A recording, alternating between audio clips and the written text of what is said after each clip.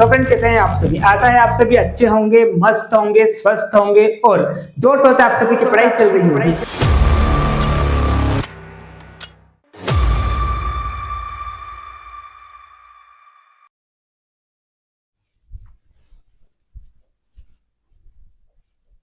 Hey everyone, तो friend कैसे हैं आप सभी। आशा है आप सभी अच्छे होंगे, मस्त होंगे, स्वस्थ होंगे और जोर शोर से आप सभी की पढ़ाई चल रही होगी। सो गाइस, आज हम अष्टांग हृदय का एक और नया अध्याय जो कि है रस भेदीय अध्याय स्टार्ट करने वाले हैं। ठीक है, और अगर मैं इस चैप्टर की बात करूं तो इस चैप्टर में हम क्या क्या पढ़ने वाले हैं। सबसे पहले हम देखेंगे यहाँ पर रसों की उत्पत्ति। ठीक है, सबसे पहला टॉपिक हम पढ़ने वाले यहाँ पर रसों की उत्पत्ति के बारे में। ठीक है, रसों की उत्पत्ति। उसके बाद हम यहाँ पर दूसरा टॉपिक पढ़ेंगे जो कि क्या है, रसों के लक्षण। ठीक, रसों के लक्षण पर चर्चा करेंगे। उसके बाद हम अगला टॉपिक यहाँ पर पढ़ेंगे रसों के कर्म। ठीक है, उसके बाद हम अगला टॉपिक पढ़ेंगे कि मधुर स्कंद के कौन कौन से द्रव्य है ना, कसाई स्कंद के कौन कौन से द्रव्य, अम्ल स्कंद के कौन कौन से द्रव्य। इसके बाद हम यहाँ पर 63 प्रकार के जो रस है वो भी हम यहाँ पर देखेंगे। ठीक है, लेकिन मोटा मोटा देखे तो इस चैप्टर से मोस्ट इंपॉर्टेंट टॉपिक जो है वो क्या है, रसों की उत्पत्ति, रसों के लक्षण और रसों के कर्म। क्या है, रसों की उत्पत्ति, रसों के लक्षण और रसों के कर्म। अगर मैं इस चैप्टर की बात करूं तो इस चैप्टर से अगर मान लो 10 मार्क्स का पूछा जाता है, अगर मान लो इस चैप्टर से 10 मार्क्स का क्वेश्चन आ गया तो किस तरह से क्वेश्चन आएगा, तो अक्सर यही चांस है कि आपसे पूछ लेगा रसों की उत्पत्ति के बारे में, रसों के लक्षण के बारे में, रसों के कर्म के बारे में। यानी कि जो 6 रस है, आप सभी को बताए 6 रस होते हैं, मधुर, अम्ल, लवण, तिक्त, कटु, कसाई। तो इन 6 रसों की आपको उत्पत्ति को बताना है। ठीक है, उत्पत्ति एक प्रकार से इसको आप कुछ इस प्रकार से मान लीजिए, जैसे कि आप सभी को बताए कि जितने भी रस होते हैं वो किससे बने होते हैं, पंच महाभूत से बने हुए होते हैं। और हर एक रस जो होता है उसमें दो दो महाभूत की क्या होती है, प्रधानता होती है। ठीक है, तो उसमें आपको वो टॉपिक बताना है। एक प्रकार से आप उसको इस टॉपिक को आप इस प्रकार से बोल सकते हैं, रसों की पंच महाभूतिकता को आपको बताना है। ठीक है, उसके बाद रसों के लक्षण के बारे में क्वेश्चन पूछा जा सकता है और रसों के कर्म के बारे में। अगर मान लो 10 मार्क्स में पूछा तो 6 रस की उत्पत्ति, लक्षण और कर्म के बारे में पूछा जा सकता है। अगर मान लो 5 मार्क्स में पूछा तो आपसे पूछ लेगा मधुर जो रस होता है उसकी उत्पत्ति, लक्षण और उसका कर्म बताइए। ठीक है, तो इस तरह से इस चैप्टर से क्वेश्चन आ सकता है। ठीक, 5 मार्क्स में आया तो एक स्पेसिफिक रस के बारे में पूछ लेगा, और अगर मान लो 10 मार्क्स में आया तो आपसे तीनों पूछ लेगा। उत्पत्ति पूछ सकता है, यानी कि यहाँ पर रसों की पंच महाभौतिकता बताइए आप। जैसे कि आप सभी को पता है कि एक रस जो होता है उसमें दो दो महाभूत की प्रधानता होती है, तो इस तरह से क्वेश्चन पूछ लेगा। लक्षण और कर्म के बारे में पूछ लेगा 10 मार्क्स में। ठीक, तो इस तरह से यहाँ पर 10 मार्क्स का क्वेश्चन आ सकता है। और अगर मान लो 5 मार्क्स में आया तो किसी स्पेसिफिक रस को लेकर आपसे लक्षण पूछ लेगा, कर्म पूछ लेगा और साथ में उसकी उत्पत्ति या उसमें कौन से महाभूत प्रधान होते हैं। तो इस तरह से क्वेश्चन आ सकता है। एक क्वेश्चन 5 मार्क्स में ये भी आ सकता है, बताइए मधुर स्कंद के कोई से भी 5 द्रव्य के बारे में बता दीजिए, या अम्ल स्कंद के 5 द्रव्यों के बारे में बता दीजिए। ठीक है, तो इस प्रकार से भी क्वेश्चन पूछा जा सकता है। ठीक, चलिए, इस तरह से मैंने आपको सबसे पहले यहाँ पर चैप्टर की इंपॉर्टेंस बता दी, क्योंकि आपको जब पता चल जाएगा कि इस चैप्टर में हम क्या क्या पढ़ने वाले हैं और इस चैप्टर की कितनी इंपॉर्टेंस है तो आपको और ज्यादा मजा आएगा। ठीक है, चलिए अब ना टाइम को ज्यादा वेस्ट न करते हुए हम टॉपिक को स्टार्ट करते हैं। जैसे कि मैंने आपको बोला कि इस चैप्टर में आज हम अष्टांग हृदय में जो चैप्टर पढ़ने वाले हैं वो कौन सा है, रस भेदीय अध्याय। तो यहाँ पर ये जो रस दिखाई दे रहा है इसका मतलब क्या होता है, तो देखिए रस की डेफिनेशन आपको संहिताओं में कुछ इस प्रकार से देखने को मिलेगी कि जिसका जिह्वा या रसेंद्रिय से क्या किया जाता है, आस्वादन किया जाता है, उसे हम क्या कहते हैं, उसे हम रस कहते हैं। तो कुछ इस प्रकार से आपको डेफिनेशन देखने को मिलेगी। रस का मतलब क्या जाएगा, जिसका रसेंद्रिय के द्वारा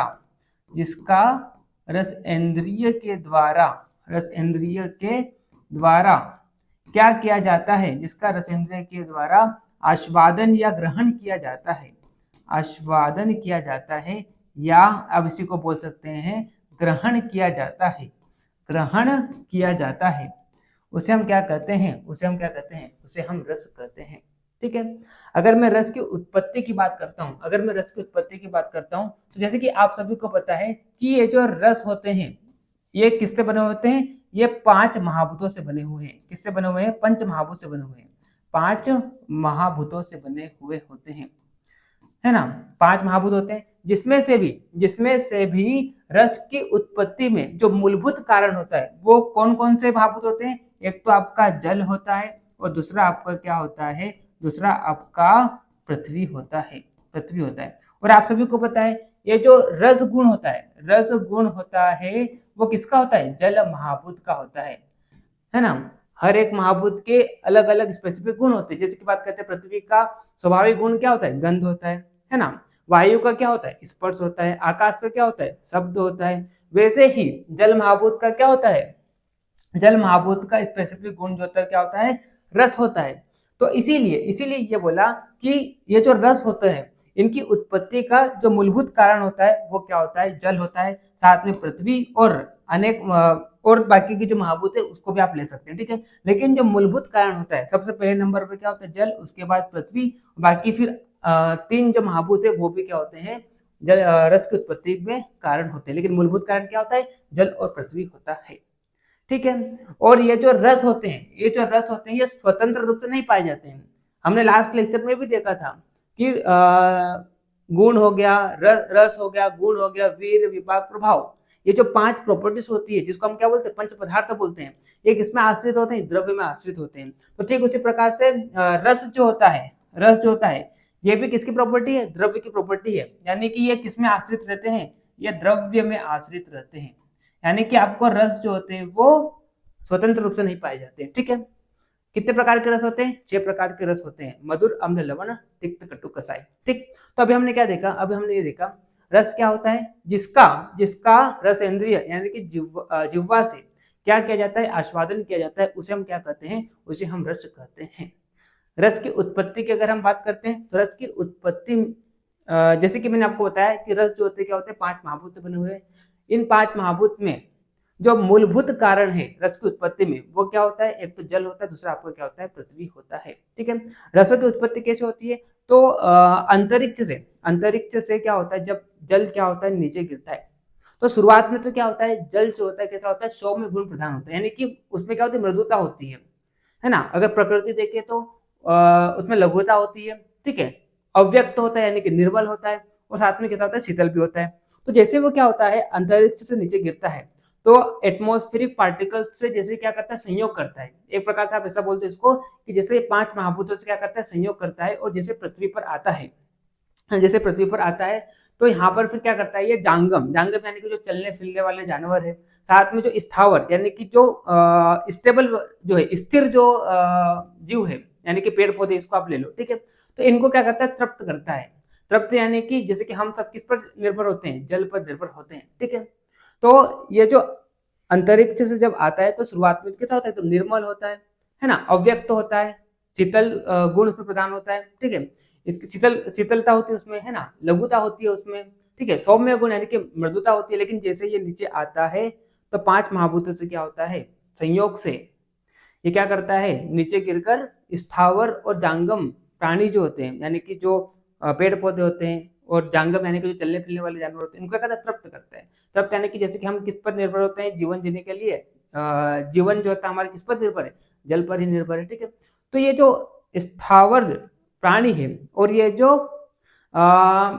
जांगम प्राणी है, जहां से भी जल को क्या करते हैं, ग्रहण करते हैं, तो उस जल में क्या होता है, जिस भी महाभूत की प्रधानता होती है तो उसके अकॉर्डिंग 6 प्रकार के रस उस स्थावर या जांगम प्राणी में उत्पन्न हो जाते हैं, ठीक है। अगर मान लो क्या हो जाता है, पहले आप ये देखिए, दो महाभूत की प्रधानता के कारण मधुर आदि रसों की उत्पत्ति होती है। जैसे मैंने आपको बताया कि हर एक रस जो होता है पंच महाभूतिक होता है, यानी कि 5 महाभूत से बना होता है, लेकिन उसमें भी दो रस की प्रधानता होती है, ठीक है।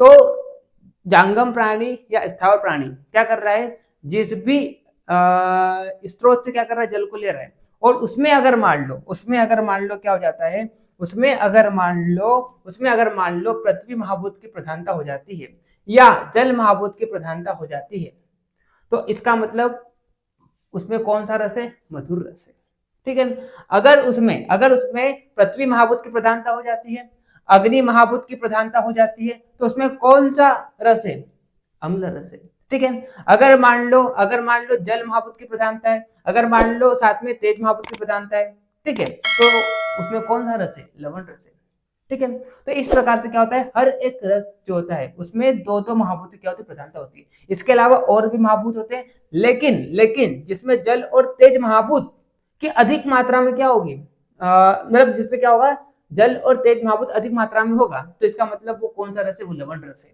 ठीक है। जिसमें आकाश और वायु की प्रधानता है तो वो तिक्त रस है। जिसमें अग्नि और वायु की प्रधानता है तो आपका कौन सा रस है? कटु रस है, ठीक है। और जिसमें पृथ्वी और वायु की प्रधानता है तो वो कौन सा रस है? वो कसाय रस है, ठीक है। तो इस प्रकार से 6 प्रकार के रस होते हैं, मधुर, अम्ल, लवण, तिक्त, कटु, कसाय। और हर एक रस जो होता है उसमें दो दो महाभूत की क्या होती है? प्रधानता होती है, ठीक है। अब ये वाला जो टॉपिक है ये वाला जो टॉपिक है ये इंपॉर्टेंट है, अक्सर आपकी एग्जाम में क्वेश्चन पूछा जा सकता है, ठीक है। एमसीक्यू में भी क्वेश्चन पूछ लेगा कि बताइए पृथ्वी और जल महाभूत प्रधान रस है तो वो क्या हो जाएगा? वो मधुर हो जाएगा। इस प्रकार से अगर मान लो पूछ लिया जल और तेज महाभूत प्रधान रस है तो वो क्या हो जाएगा? वो लवण रस हो जाएगा, ठीक है। तो इस प्रकार से एमसीक्यू में भी यहाँ पर क्वेश्चन पूछा जा सकता है। जैसे कि मैंने आपको बोला था 10 मार्क्स में अगर मान लो क्वेश्चन पूछता है तो आपसे इन 6 रस की उत्पत्ति के बारे में पूछ लेगा क्वेश्चन, ठीक है। उत्पत्ति कैसे होती है? तो दो दो रस के मतलब दो दो महाभूत के प्रधानता, मतलब रस की उत्पत्ति जब होती है तो उसमें क्या होता है? दो दो महाभूत के तो प्रधान हो जाते हैं, ठीक है। तो इस प्रकार से आपको यहाँ पर 6 रस की उत्पत्ति के बारे में पूछ लेगा, यानी कि उसमें कौन से महाभूत प्रधान होते हैं ये पूछ लेगा। साथ में यहाँ पर लक्षण के बारे में पूछ लेगा, उसके कर्म के बारे में पूछ लेगा, अगर मान लो 10 मार्क्स में पूछता है, ठीक है। और अगर मान लो 5 मार्क्स में पूछता है तो आपसे पूछ लेगा मधुर रस के आप क्या बताइए, उसके पंचभौतिकता के बारे में बताइए, ठीक है। साथ में आप उसके लक्षण के बारे में बताइए, उसके कर्म के बारे में बताइए। तो इस प्रकार से स्पेसिफिक अगर मान लो पूछता है तो 5 मार्क्स में, और अगर 6 रस के बारे में पूछता है तो वो 10 मार्क्स में क्वेश्चन पूछा जा सकता है, ठीक। चलिए, तो इस तरह से यहाँ पर ये इंपॉर्टेंट चार्ट है, इसको आपको कर लेना, बाय हार्ट कर लेना, ठीक। चलिए, उसके बाद हम बात करते हैं, अब यहाँ पर देखिए, अब यहाँ पर अलग अलग रसों के लक्षण बताए गए। लक्षण यानी कि एक प्रकार से आप परिभाषा बोल सकते हैं, या इसको आप इस प्रकार से भी बोल सकते हैं कि आप कैसे पहचानेंगे कि वो मधुर रस है। लक्षण यानी कि आप किस प्रकार से पहचानेंगे कि वो रस क्या है? मधुर है। तो यहाँ पर आपको अलग अलग गुण दिखाई देंगे। तो अगर आप जैसे ही मधुर रस को जिह्वा पर रखते हैं और उस पर आपको अगर मान लो मुख में लेते हैं, जिह्वा पर रखते हैं, यानी कि आप जैसे ही उसका क्या होता है आपके जिह्वा से स्पर्श होता है, तो अगर मान लो उसमें इस प्रकार के लक्षण दिखाई देंगे, तो आप समझ जाना वो कौन सा रस है, वो मधुर रस है, ठीक। तो यहाँ पर मधुर रस के लक्षण के लिए यहाँ पर श्लोक दिया गया है, तो आप श्लोक देख सकते हैं।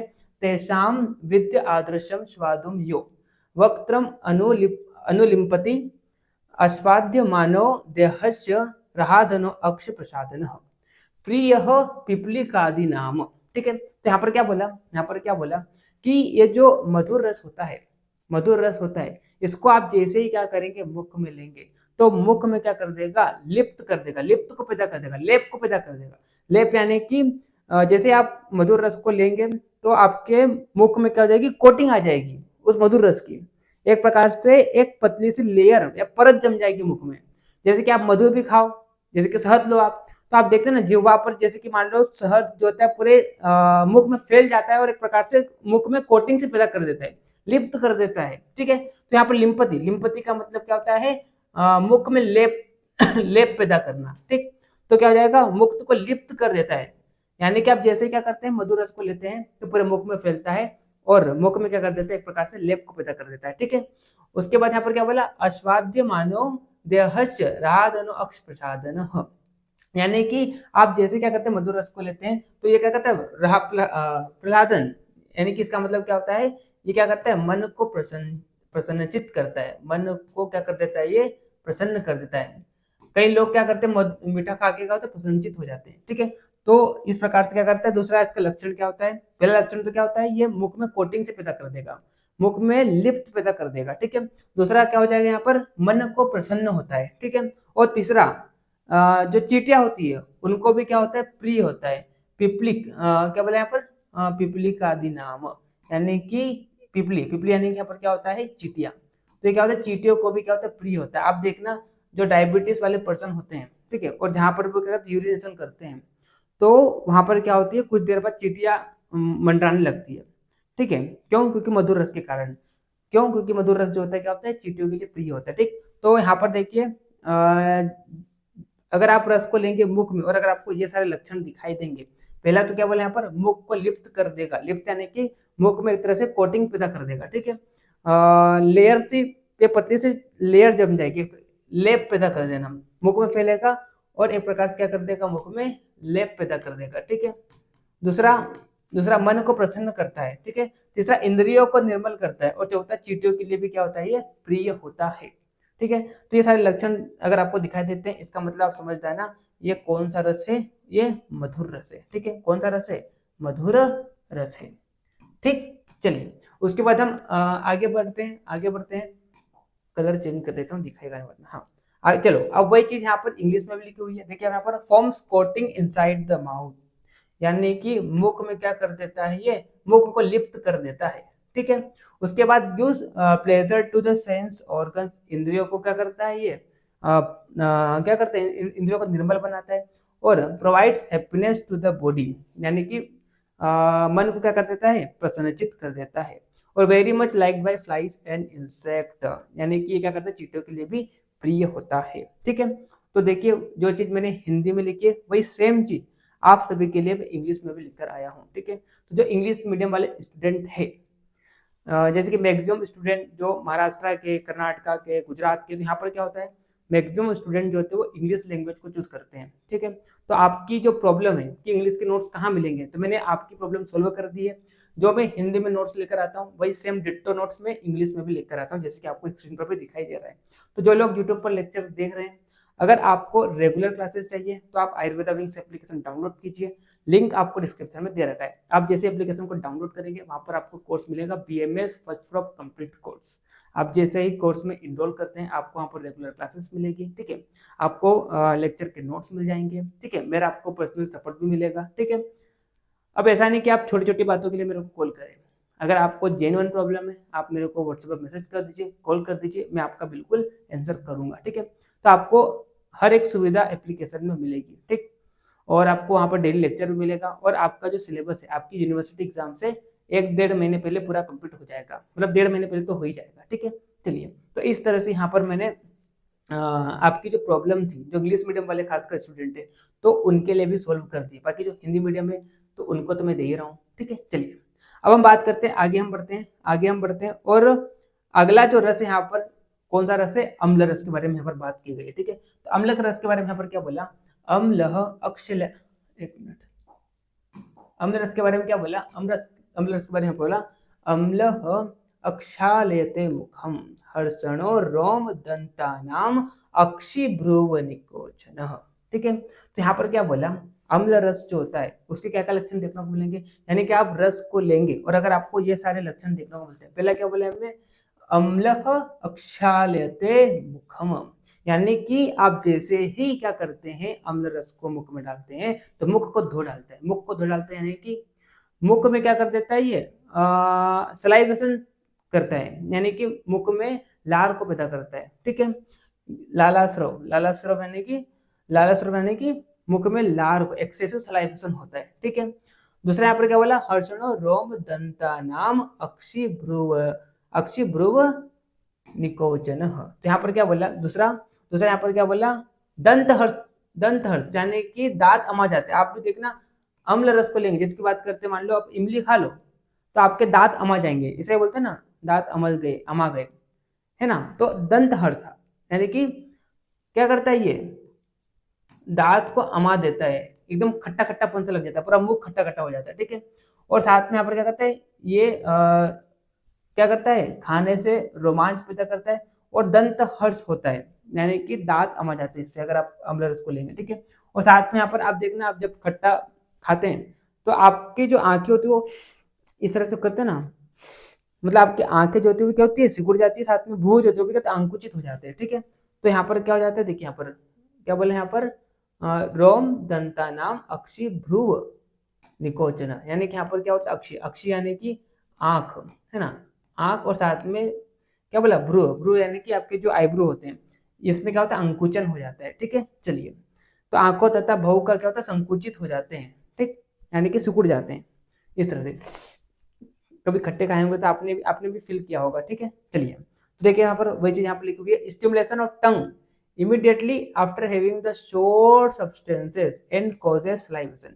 आप जैसे अम्ल रस को लेते हैं तो आपके मुंह में क्या होता है, एकदम पानी आता है, ठीक है, एक्सेसिव सलाइवेशन होता है। Produces a feeling of chills inside the teeth, यानी कि दांत अमा जाते हैं, है ना, दंत हर्ष जिसको बोलते हैं, और कॉजेस हॉर्पिलेशन, ठीक, make the person close the eyes and eyebrow tightly, मतलब क्या होता है, संकुचन होता है किसमें, आंखों और आईब्रो में, ठीक है। चलिए उसके बाद हम आगे बढ़ते हैं। अगला रस यहाँ पर लवण रस के लक्षण के बारे में बात की गई है। तो लवण रस के बारे में यहाँ पर क्या बोला, लवण शंद, शंद यानी कि विषंद, एक प्रकार से क्या बोले यहाँ पर, विषंद, विषंद यानी कि सिक्रेशन। आप जैसे ही लवण रस लेते हैं, हाँ, तो लवण रस क्या होता है, मुख में डालते ही घुल जाता है, और घुल के क्या करता है, एक्सेसिव सलाइवेशन पैदा करता है, ठीक है। और क्या बोला यहाँ पर, कपोल गल दाह कृत, और साथ में कपोल, कपोल का मतलब क्या होता है, कपोल का मतलब होता है गाल, गाल, चिक्स, और गल, गल का मतलब क्या होता है, गल का मतलब होता है आपका गला, थ्रोट, ठीक है, गल का मतलब क्या होता है, थ्रोट, ठीक है। तो अब जैसे लवण रस लेते हैं, तो लवण रस जो होता है, एक तो क्या करता है, एक्सेसिव सलाइवेशन करता है मुंह में, और दूसरा क्या करता है, गाल और थ्रोट, गले में दाह यानी कि बर्निंग सेंसेशन पैदा करता है। तो लाल आश्रव यानी कि एक्सेसिव सलाइवेशन होता है, दूसरा गाल तथा गले में क्या करता है, जलन को पैदा करता है, बर्निंग सेंसेशन करता है, ठीक है। चलिए तो देखिए वही चीज यहाँ पर लिखी हुई है, excessive salivation and burning sensation to the throat and cheeks and causes delicious of food, ठीक। चलिए उसके बाद हम बात करते हैं, आगे बढ़ते हैं, आगे यहाँ पर क्या बोला, तिक्त रस के लक्षण, तिक्त। अब देखो तिक्त मतलब कई लोग क्या समझते हैं, पता है, तीखा, तीखा मतलब जैसे कि लाल मिर्च हो गई, तो यहाँ पर तिक्त का मतलब क्या होता है, वो नहीं है ना, तीखा नहीं, तिक्त का मतलब क्या होता है, तिक्त का मतलब होता है कड़वा, तिक्त का मतलब क्या होता है, कड़वा। जैसे कि यहाँ पर एग्जाम्पल ले लो आप, करेला, है ना, करेला, तो करेला में कौन सा रस होता है, करेला में आपका तिक्त रस होता है, ठीक है। तो यहाँ पर क्या बोला, तिक्तो विशद, विशद, विशद यानी कि स्वच्छ। आप जैसे क्या करते हैं, आप जैसे ही क्या करते हैं, तिक्त रस को लेते हैं तो मुख को क्या कर देता है, साफ कर देता है, मुख को स्वच्छ बना देता है, ठीक है। और साथ ही में आप देखना, जब मुख आपका क्या होता है, कड़वा होता है, तो शुरुआत में क्या होता है, फिर जब आपका मान लो मुख कड़वा होता है तो कुछ खाने का मन नहीं करता, यानी कि अन्न रस को भी क्या कर देता है, लेने से रोक देता है, ठीक है। और मुख को साफ, एक तो क्या करता है, मुख को साफ, विशद, विशद यानी कि स्वच्छ बनाता है, और दूसरा यहाँ पर क्या बोला, दूसरा यहाँ बोला रसनम प्रतिहंति, यानी कि अन्न रस को हंति, हंति मतलब रोक देता है, अन्न रस को लेने से क्या कर देता है, रोक देता है, ठीक है। तो मुख को भीतर भाग से स्वच्छ हो जाता है। जैसे कि आपने भी देखा होगा, कई लोग क्या करते हैं, करेला खाते हैं और बोलते हैं कि हाँ मुंह एकदम पूरा साफ हो गया, ठीक है। तो करेले खाने से क्या होता है, एकदम मुंह साफ हो जाता है, मुंह को क्या होता है, स्वच्छ हो जाता है। और जैसे आप क्या करेंगे, कड़वा रस को लेंगे, तो शुरुआत में क्या होगा, जैसे आपने मान लो लिया है ना, तो कुछ खाने का मन नहीं करेगा शुरुआत, लेकिन बाद में क्या करेगा, वो रुचिकर होता है, बाद में फिर आपका खाने का मन करता है, ठीक है। तो जीभ को कुछ समय के लिए तो क्या होता है, अन्न रस ग्रहण करने के लिए अयोग्य कर देता है, मतलब कुछ समय तो आपका मन नहीं करेगा कि मैं कुछ लूं, ठीक है, लेकिन बाद में वो रुचिकर हो जाता है, ठीक है। तो एक तो क्या करता है, मुख को स्वच्छ बना देता है ना, और दूसरा क्या होता है, ये जैसे आप लेते हैं, जैसे आप क्या करते हैं, कड़वे रस को लेते हैं, है ना, तिक्त रस को लेते हैं, तो आप अन्य रस लेने का आपका मन नहीं करता है, ठीक है, अन्य रस को ग्रहण करने से क्या कर देता है, अयोग्य बना देता है, ठीक है। चलिए उसके बाद हम बात करते हैं आगे, एक तिक्त हो गया, तिक्त के बाद अगला यहाँ पर बोला जो कि कौन सा है, कटु रस। कटु, कटु का मतलब क्या होता है, कटु का मतलब होता है यहाँ पर जो तीखापन जिसमें होता है। जैसे कि बात करते हैं लाल मिर्च, है ना, जैसे कि बात करते हैं यहाँ पर क्या हो जाएगा, लाल मिर्च, ठीक है, लाल मिर्च, ठीक है। तो यहाँ पर क्या बोले, यहाँ पर देखिए, उद्वेजयति जीव आग्र कुर्वास्त्र चिमचिमाम कटु श्राव यत्य अक्षिणाशास्यम कपोलो दहतीव च।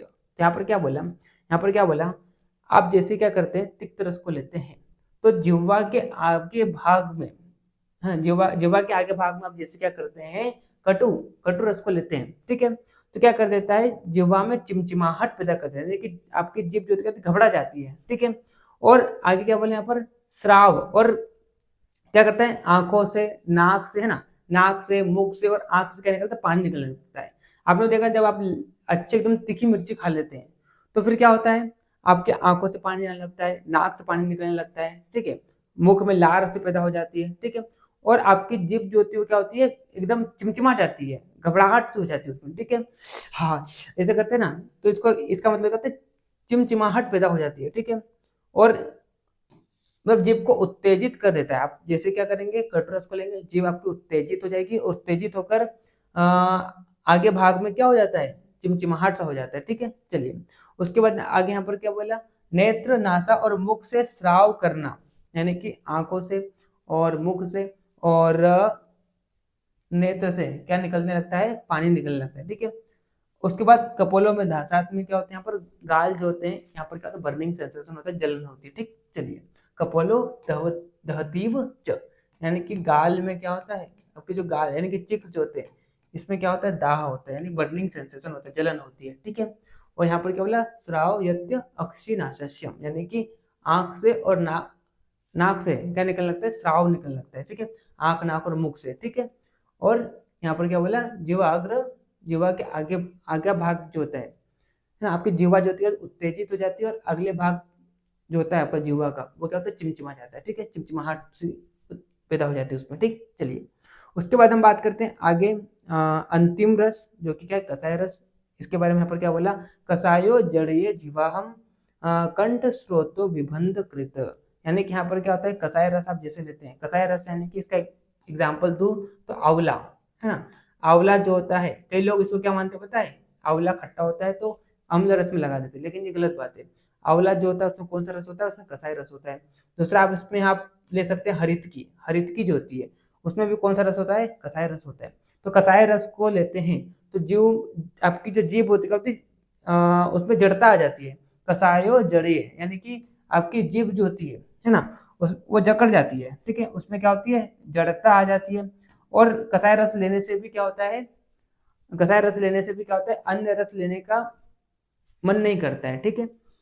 और आगे क्या बोले यहाँ पर, कंठ स्रोत विबंध, यानी कि आपके गले में क्या कर देता है, विबंध विबंध तो पैदा कर देता है, यानी कि निगलने में क्या होती है, प्रॉब्लम होती है, ठीक है। तो पहला क्या हो जाएगा, जीवा को जकड़ना, और आगे क्या बोले यहाँ पर, कंठ से संबंधित स्रोतों में अवरोध उत्पन्न कर देता है, यानी कि आप कुछ निकलेंगे तो निकलने में क्या होगी, प्रॉब्लम होगी, ठीक है।